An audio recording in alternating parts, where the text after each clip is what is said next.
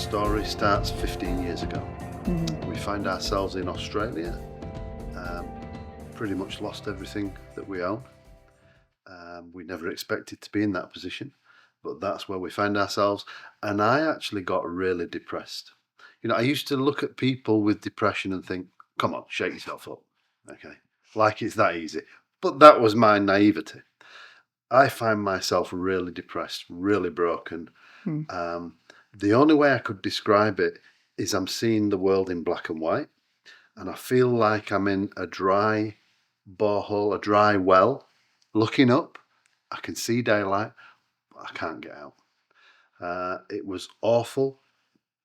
And one day I jumped out of bed on a Sunday morning, and Julie looked at me and she said, "What are you doing?" I said, "I'm going to church." Because we used to walk with this God and now we're backslidden. But my memories of God are that they used to be sweet. So I walk myself into this little church that I'd seen, sit at the back. I don't want to talk to anybody. I'm not interested in religion or people's opinions. I just sit there and I start to talk to Jesus again after 15 years. Wow. I've had no contact. I've not wanted to talk to him, but I start to talk to Jesus and I'm like, "Lord, will you forgive me? Will you have me back? Are you still there?" Right. Yeah. And I'll cry a lot. There's a lot of tears and a lot of snot. And then the church finishes. And I basically just sit and repent.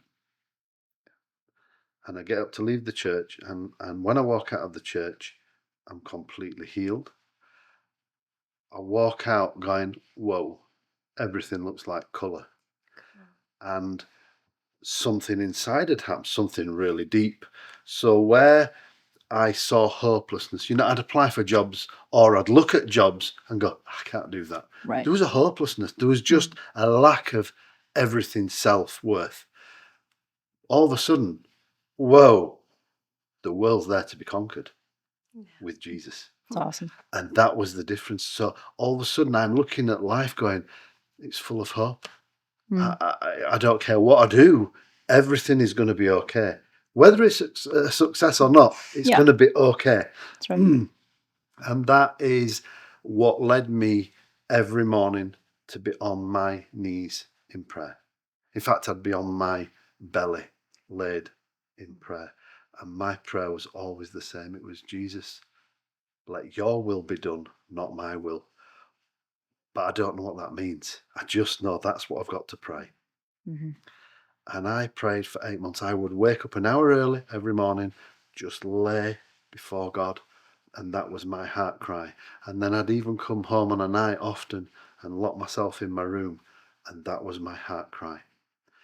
And one day I saw a statistic. I don't know if I read it or if I saw it on TV or if God just downloaded it. I don't know where it came from, but I saw this one child dies every 15 seconds because they're drinking dirty water. It's crazy. It's insane. And it was almost like God said, if it was your suburb, what would you do? In fact, I remember being in prayer and God speaking, saying, if it was your suburb, what would you do? And I'm in prayer going, Lord, I'd gather the men that I know and we'd fix it, because how can we allow that? And he said, what if it was your nation? I said, well, Lord, I'd just rally everyone around me and I'd say, let's go to Parliament and let's get our placards out and let's scream and shout until the government do something, because they've got to change this. And he said, it's not your suburb and it's not your nation, but the people that I'm talking about are your brothers and sisters and your children, because we're all connected. And it was like he was saying, what do you want to do?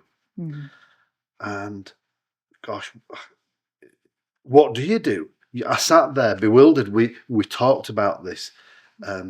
We started looking around going, oh, well, I don't know anything about water. I don't know how to fix this problem.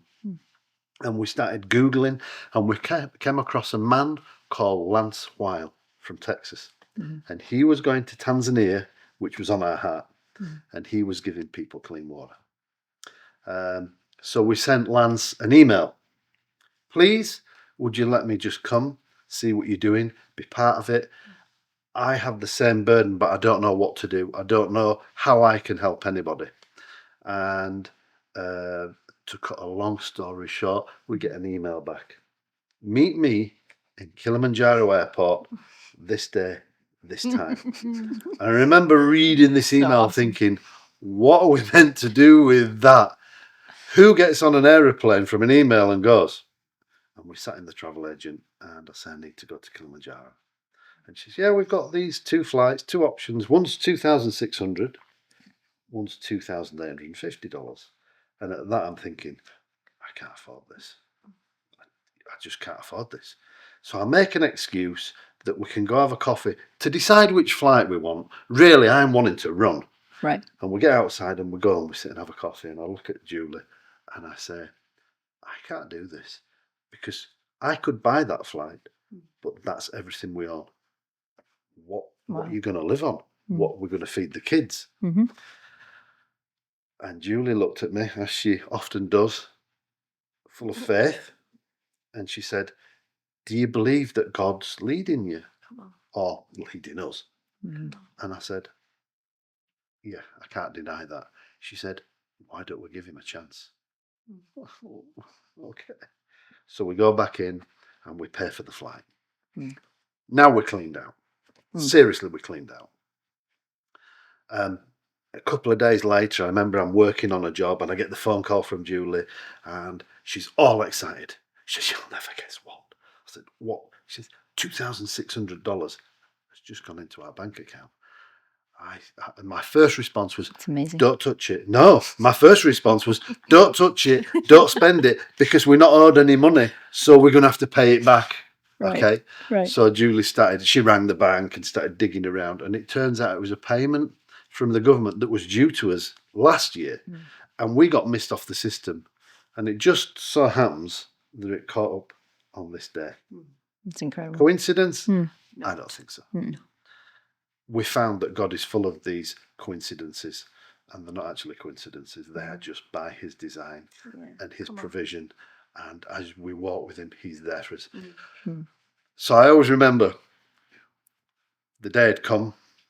I packed my little bag, feeling really vulnerable, thinking, what on earth are you doing? And Julie dropped me at the airport. And I always remember looking at her saying, Julie, what if this man doesn't actually exist? Are we insane? And at this point, Julie's eyes are filled with tears. At this point, Julie's eyes are filled with tears. And she said, well, then you'll just have a great little holiday. Go, because she's at the point where she's thinking, do I collapse? Right. Do I say, let's not do this? So she kicks me out of the car and I go. I land in Kilimanjaro Airport. And I come through the doors, and it was a bit of a little ramshackled airport at that point.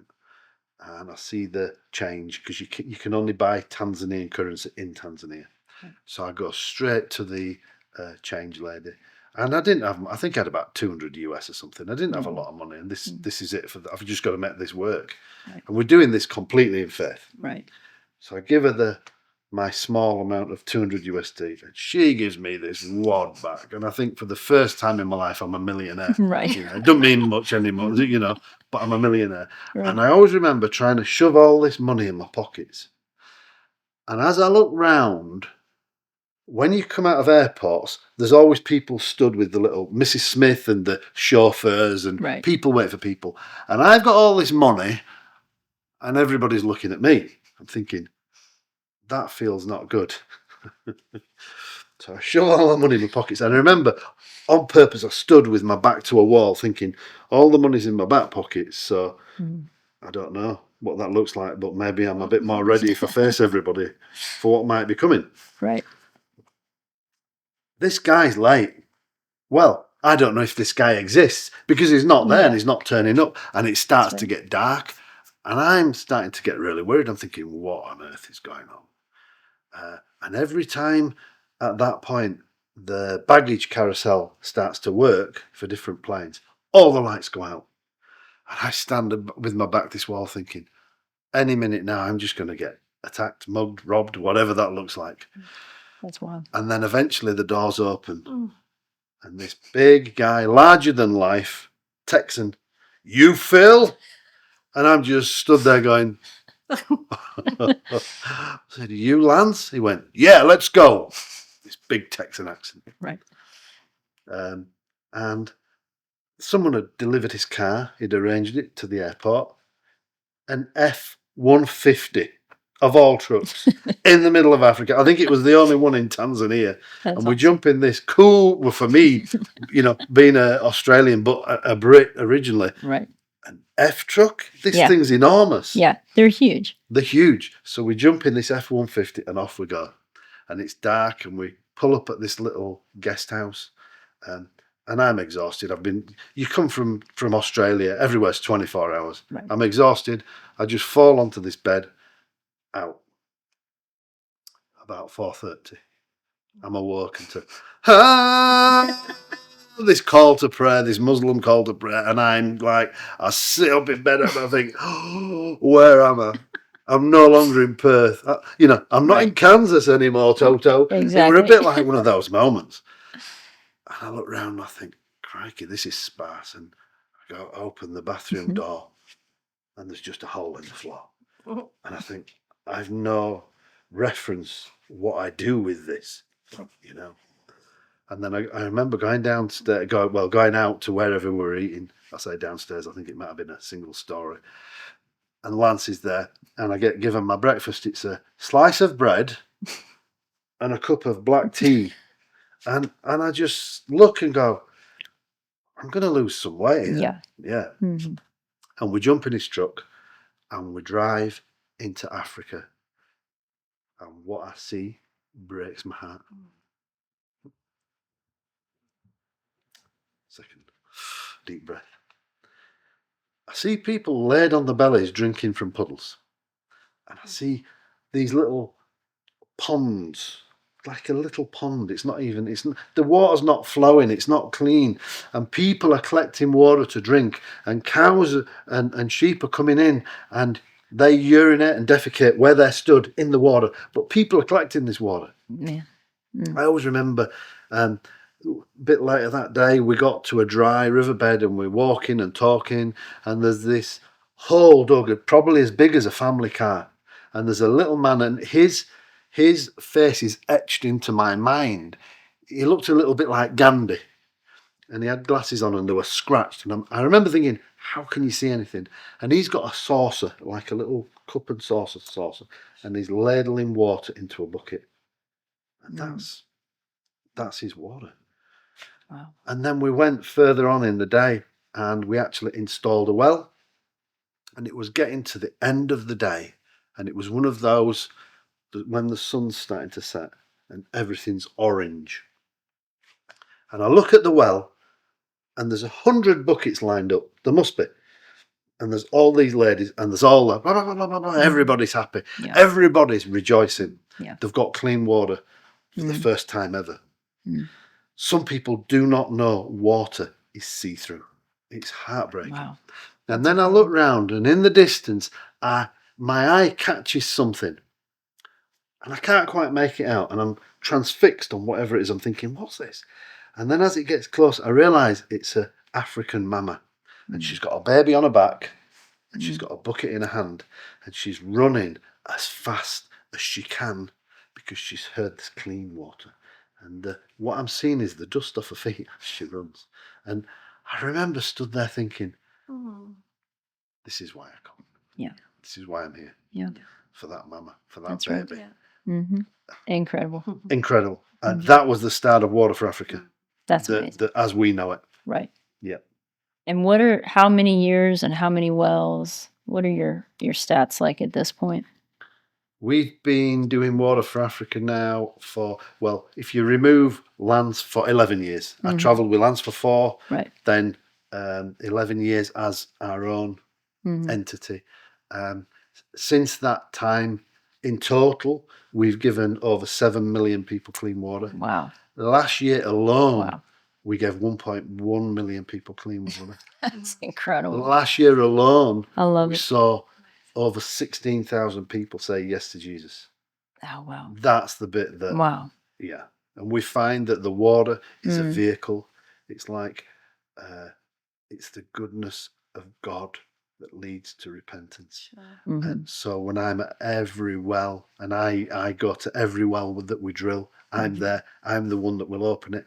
I share my story about hearing the voice of Jesus and about just following it and doing it, and the miracles that have followed that. And they are so many, Ginger. The miracles are endless. Time after time after time after time, God comes through. And then I'll say, you need to hear the voice of God and you can have the miracle, because it's not just for me. That's right. Would you like to know Jesus? We see whole villages come to know Jesus. Love it. I mean, whole villages. So tell me, so you've got the avocado farm now, Sure, and that is becoming a part of this picture of sustainability. it is.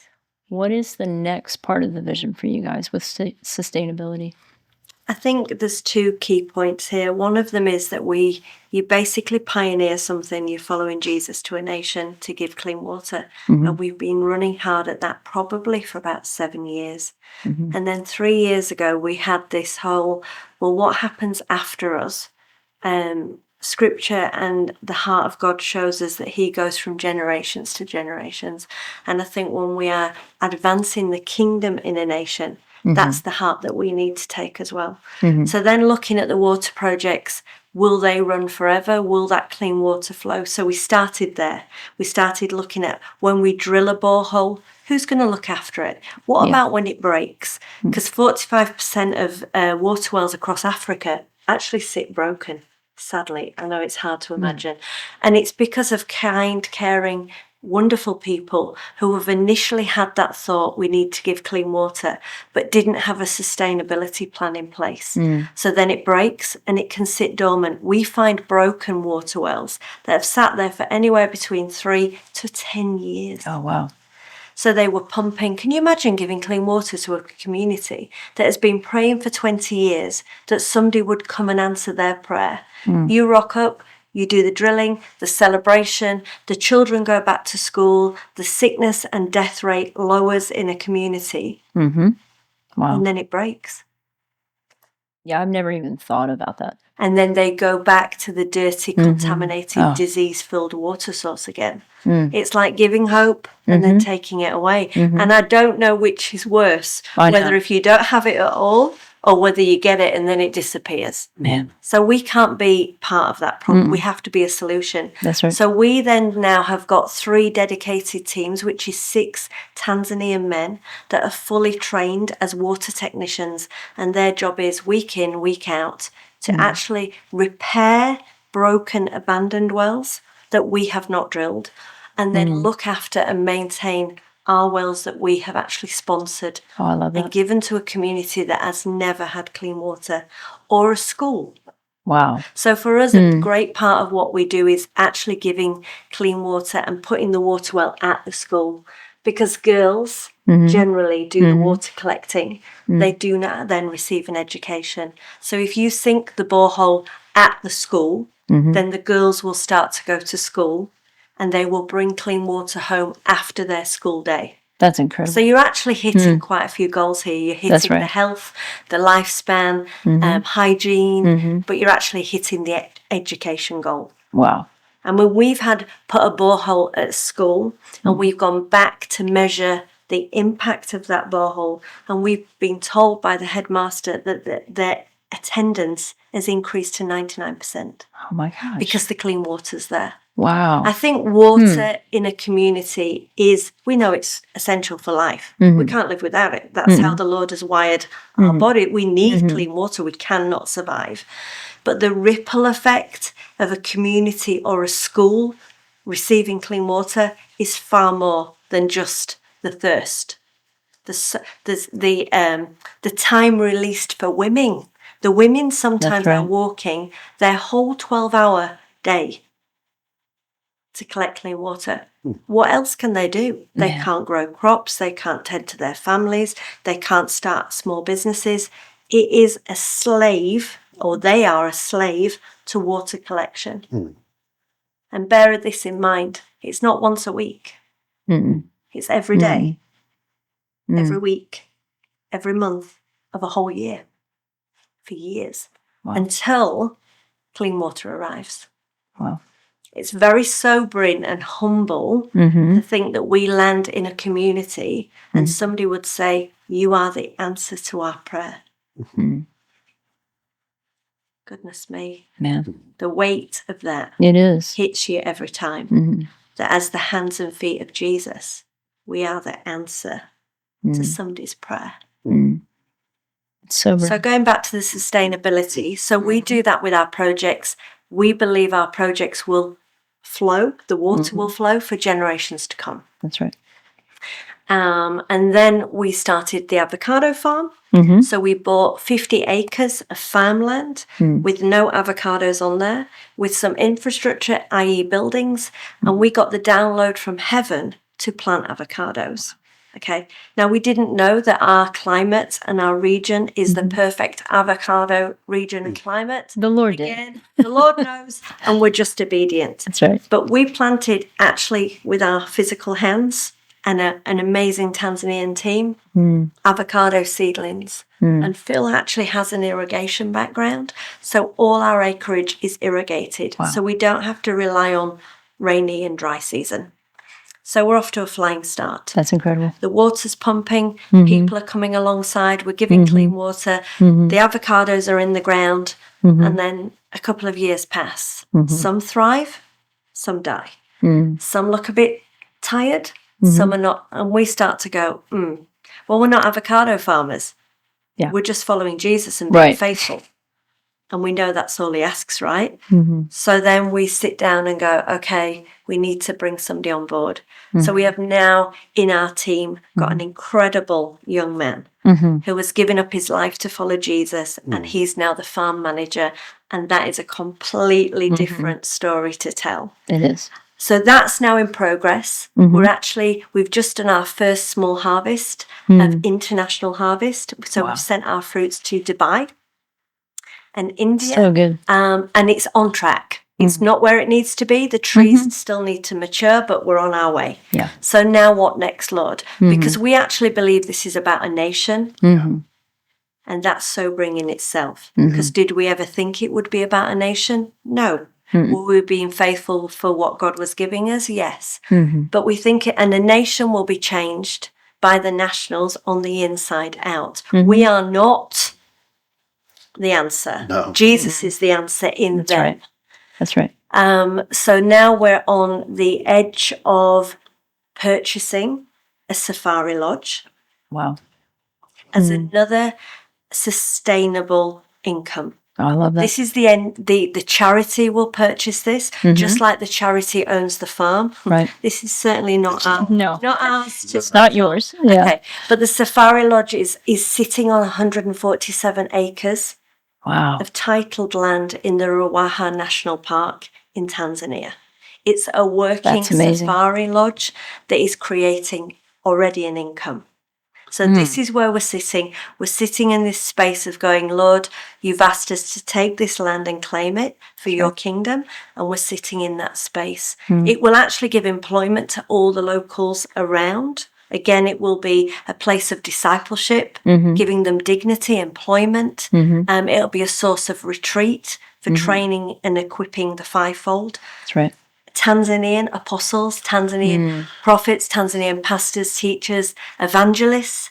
You know, we're in the day of the great harvest, and this is where we find ourselves sitting, but also then a connection to bring people like yourself, Ginger, to come in and have a safari lodge experience, but also roll up your sleeves and come and see in the rural communities what we do. And that's where we find ourselves at the moment, in this little space of going, we've said yes, and trusting God for the rest. It's incredible. And God has got us really in that space of looking at becoming self-sustaining. Sure. That's right. The world's an uncertain place, and Yeah. we feel God is saying, as a charity, you need to start moving away from being reliant on people's giving, on donations, and start thinking beyond that, Yes. where what you do can go forever, regardless of what happens in the world. Yes. That's So right. that's where we're sort of looking, and that's where we feel God is leading us. Okay, so with the safari park, What is it that you need specifically to achieve that goal? $1 million. Yeah. $1 million would purchase the Safari Lodge tourism business sitting on 147 acres Yeah. of Ruaha National Parkland. It would be owned by the charity. Right. And that's the bottom line. Right. And can people do that? Can they give individually or even purchase acres? Sure. Yep. If you jump on the website, there's a link on there. You'll see it's quite clear on the homepage. And we've broken that down so you can actually secure 1 acre. You can sow your seed and secure 1 acre. You can secure 5. You can secure 50. And if you really want, you can buy the whole thing, 147 acres. That's amazing. But really, this is an investment that will reach the generations. That's right. This will enable us to disciple a nation, but also stop being in the position where we have to keep coming back to you time and time again and rattling our tin, but we can actually get on with the work God's called us to do. Yeah, we think this is a seed into that great harvest Sure. that we talk about. That's right. And it's just waiting in Tanzania. It's there.